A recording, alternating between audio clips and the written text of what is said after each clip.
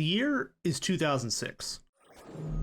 My dad comes home and brings the Xbox 360 into my life so that we can play the Elder Scrolls 4 Oblivion, because our crappy family HP desktop exploded at the thought of playing it. I start up the game, make a potato-looking character that my 10-year-old brain was happy with, and start the adventure. I make my way through the first dungeon, punching any rats I see along the way. Not long in, my gamer eyes see and hear something I had never experienced in all my gaming prior to this.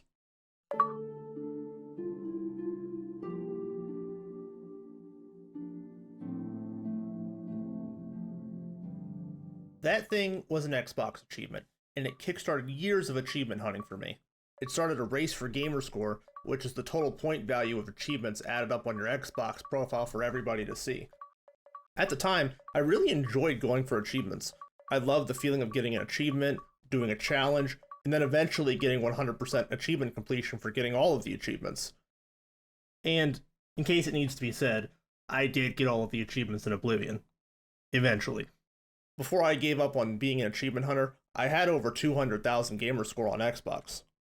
But only later would I realize that achievements created many bad habits for how I played games.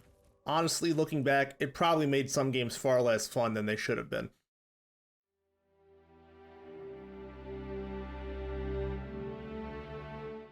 I'm not sure how long it took before the habit really kicked in to hunt achievements. I think it started with one of my favorite games of all time, Halo 3. This was probably one of the first games I got all the achievements in. One of the great things this game did with achievements, which you could also argue was one of the downsides, was that it tied achievements to in-game rewards. Halo 3 had a cosmetic system where you could customize the armor of your multiplayer character. So in this case, unlocking certain achievements would get you specific armor pieces. Unlocking them all would get you this katana, for example. Rewarding you with good-looking in-game cosmetics is a great idea, and I love the armor customization in this game. However, when a lot of the achievements are tied to multiplayer, it can cause some bad player behavior. A lot of the multiplayer achievements revolved around the free-for-all playlist. This is where I think the bad habit started for me personally. I remember free-for-all matches where I would crouch spam to try to communicate with other players that I wanted to boost the achievements.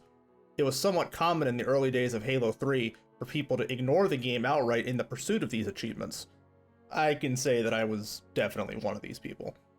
When I was searching for a game, I wasn't searching to actually play the game.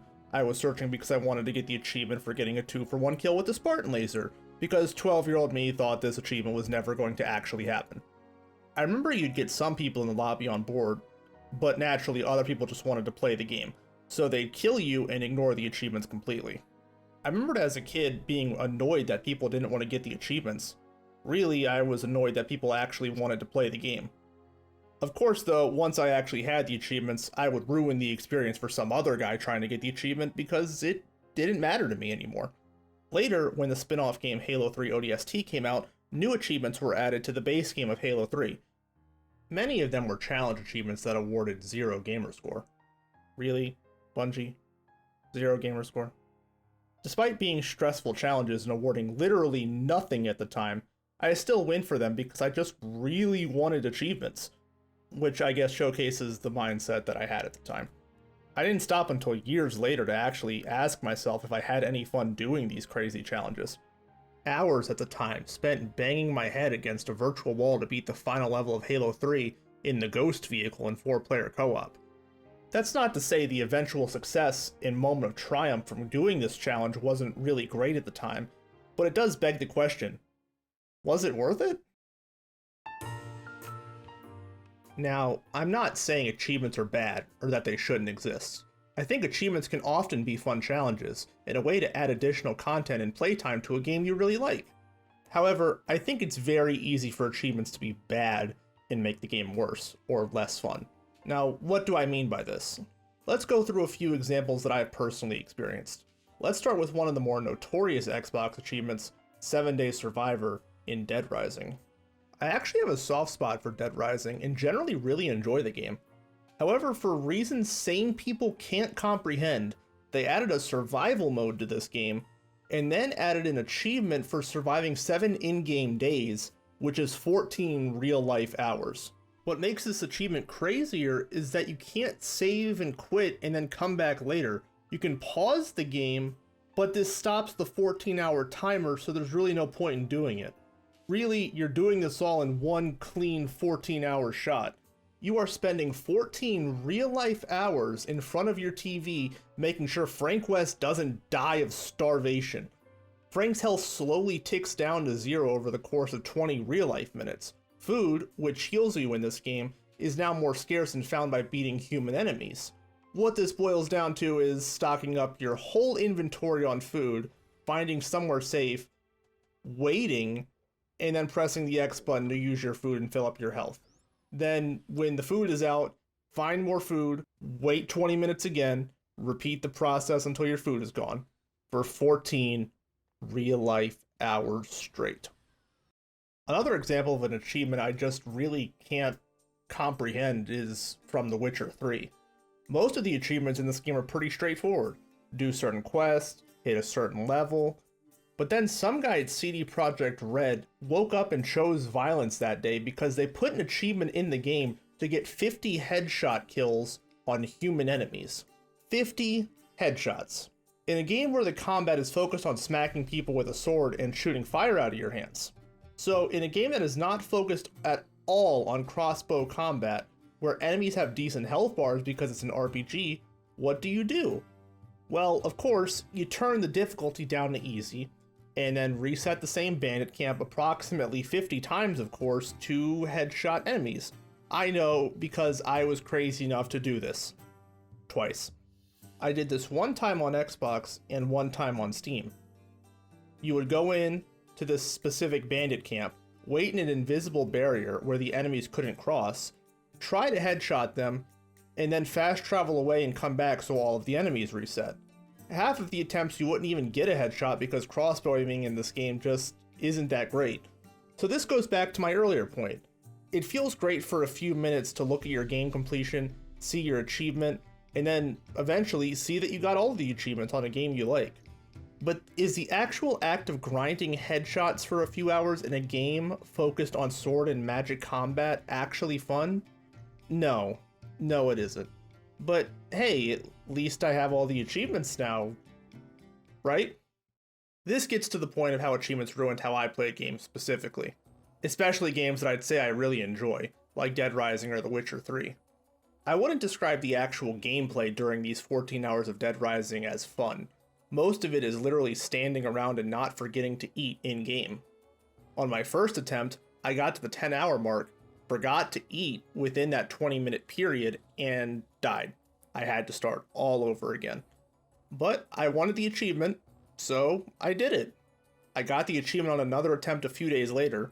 For reference, on my second attempt, I actually taped a note to my monitor to not forget to feed Frank. My third attempt later was actually a victory lap on Xbox One when the re-release happened for this game, because I was crazy enough to do it again. I did this because basking in the glow of seeing all the achievements unlocked in your profile was really exciting, but I do feel like it blinded me to how this turned gaming, a hobby I love, into a chore sometimes. I do want to be clear that not all achievement hunting was bad, like the examples I just shared with you. Even in these games I'm mentioning here, there are some fun achievements and challenges in the mix there. Dead Rising, for example, has a ridiculous achievement idea called Frank the Pimp, which requires you to escort 8 female survivors at the same time. 8 survivors being the maximum you could escort in this game at one time. What I think is fun about this achievement, besides the silly idea, is that it requires a certain knowledge of what triggers the survivors to spawn, when they spawn, where they spawn.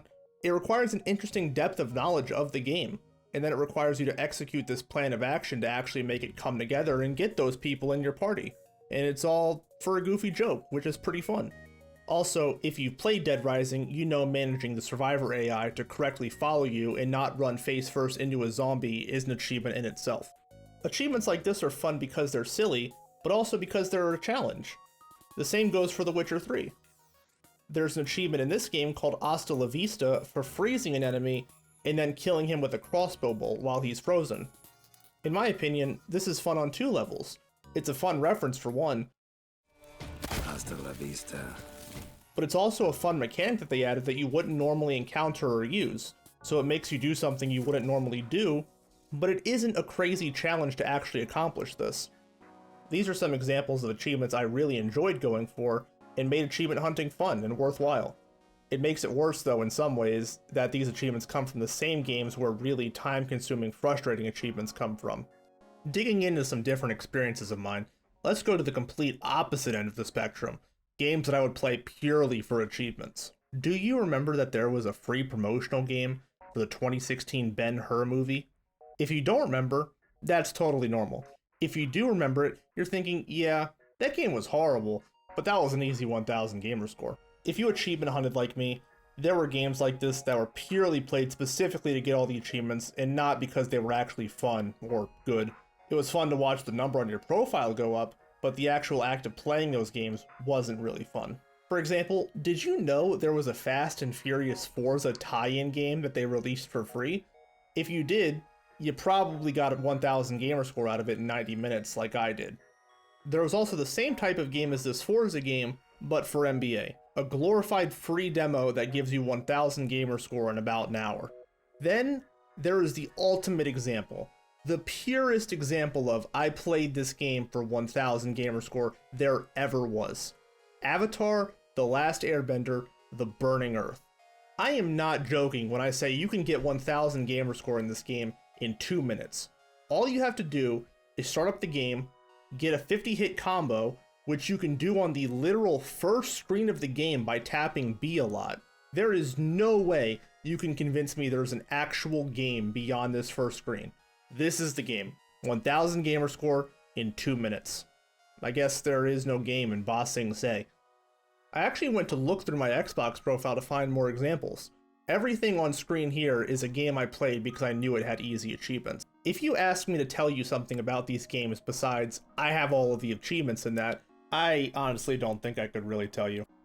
I remember sometimes if there was a game I was on the fence about, I would sometimes not try it because the achievements didn't look fun and I didn't want it to show up on my profile. A few years into my achievement hunting, Xbox added a feature where you could delete 0 gamerscore games from your profile. I remember I would try a game and try to stop before I got an achievement if I didn't like it, so I could delete it from my profile. Sometimes I would get an achievement before I really decided if I wanted to keep playing a game I was on the fence about, and I was bummed to have a game with 1 or 2 achievements on my profile. For games I was super hyped for, I was excited to see the achievement list release, and I would try to optimize my playthrough for achievements. I remember playing Wolfenstein: The New Order, and instead of just playing the game as expected, I would look at the perk challenges, which all had achievements tied to them, and find easy spots to reset the checkpoint and unlock these perks for the achievement. In the first level, after you unlock the ability to complete challenges, I would get to a sizable group of enemies, then start drilling away at the challenge achievements. I probably could have gotten them naturally over the course of the game if I kept them in mind, but I had to have them now, so I always stopped at the first encounter that seemed optimal for that specific challenge, and I would do it over and over again. Achievements completely dominated how I played most games. There were some games I wanted to play, like Firewatch, Abzu, or Life is Strange, where I wanted to play it partially because it seemed interesting, and partially because I knew it was an easy 1000 gamer score. I do remember enjoying Firewatch, but I also remember having a guide up throughout so I knew when to grab the achievements for specific moments. There were specific choices that needed to be made to get the achievement, but they were missable if you didn't do them at the correct time. Instead of playing the game once naturally, and then once again if I wanted to do the achievements, I played it a single time and tried to get them all in one go. It was an efficient way to get these achievements, but I can't help but think that there are games like this I would have enjoyed more if I had just played the game first blind and then looked at the achievements later if I wanted to come back and get them. The same goes for Life is Strange. I had played Life is Strange one time all the way through, and I would heavily recommend it as an emotionally gripping story with engaging characters. But if you ask me, did you have a guide up on the side to know when to stop and take pictures for the achievements, the answer is yes. And sadly, this mindset lessened the immersion I probably would have had, even if just by a little bit. There were also games where I felt compelled to get all of the achievements, and it hurt my overall mood when I couldn't get them all. The perfect example of this is the Halo series. I had all of the achievements in the Halo series up until Halo 4, but I couldn't get the completion in Halo 4. Unfortunately, Halo 4 had some glitched achievements in the multiplayer that wouldn't unlock no matter how many times I completed the requirements. This made it so that the game was never completed on my profile in terms of achievements, and this was something that really soured my mood at the time as an avid achievement hunter. I eventually switched fully over to PC about 7 years ago. I remember at the time being bummed about abandoning all my Xbox achievements I went for, and no longer progressing that gamerscore number on my profile. But after a while, I realized this breakup with achievements was a good thing. 7 years after the Switch, I now have a much healthier relationship with achievements. I now realize that when I don't look at achievements, when I don't plan my playthroughs of games around them, I just have so much more fun. I can do what I actually want to do in the game. If I want to do a challenge, I'll do it. If I want to turn the difficulty down because a part really annoyed me, why not? It would help me have more fun, so that's totally fine. I am now just content experiencing games how I want to experience them, rather than chasing the never-ending goal of more achievements. Now, you might be asking, do you still go for all the achievements? And yeah, sometimes I do. And these games on screen now are games I have gotten 100% achievements in after changing my mindset towards achievement hunting. It's now because I want to and I enjoy the game, and I enjoy the specific achievement challenges that are being presented. For example, a couple of years ago, I went back and I got all of the achievements for one of my favorite games, Hollow Knight. However, that's because I loved the game and want to challenge myself, and not because I felt like I had to. Some of the achievements, like the boss rush, were a really difficult challenge, but it was a fun challenge to do because I wanted to do it, and I felt accomplished when I finally did it. Even just going back to record gameplay for this video, I was really enjoying the challenge presented by the boss rush.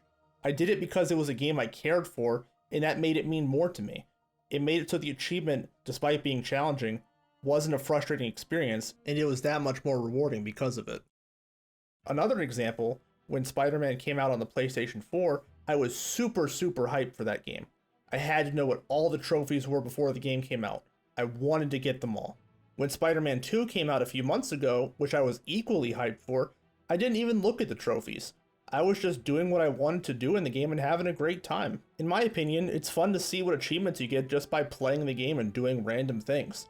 For example, when I was playing Spider-Man 2, I decided to run around this baseball field, and I got a secret trophy for running around the bases. I definitely felt more rewarded to get an achievement just because I tried something different in a game rather than looking up a guide for it before ever starting and planning my playthrough around it. When I actually decided to look at the trophies in the game, they weren't too hard. I felt like it would be a fun addition to extend my playtime of a game I enjoyed, so I went for it.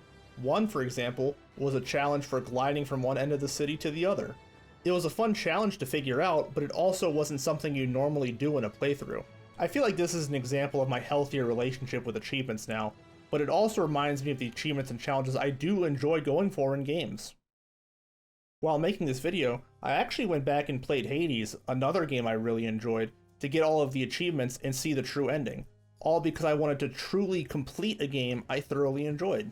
This was a fun challenge, it allowed me to see more of the game that I hadn't seen before, and it was all around a great time. There were some parts I didn't enjoy. Grinding repeated playthroughs to trigger certain relationship dialogue was annoying, but it felt like the completion was a fun thing I wanted to do to show my love for a game I liked, rather than, I feel like I need to get all of the achievements in this game, or it's gonna bother me. Experiences like these are big improvements for me compared to my Xbox days. On the topic of compulsion to complete all the achievements in games, I don't really have that anymore. As an example, I just finished Persona 3 Reload a few weeks ago, and I almost got all of the achievements, but there were a couple missing at the end. One of the achievements would have required me to start an entirely new playthrough to get it, and it just didn't seem that much fun to me to do, so instead of going for it, I moved on. In the past, I definitely would have started up a new playthrough, despite not wanting to do it just to get the final achievement. The same change of mindset also applies to glitched achievements. It can still be a bit frustrating if something doesn't unlock, but just the other week I was playing a game called Bokura, where the achievement for beating the game didn't unlock at all. It was a bummer, but it didn't completely sour my mood like it would have in the past, like Halo 4. It was just an oh well moment, and I moved on to the next game.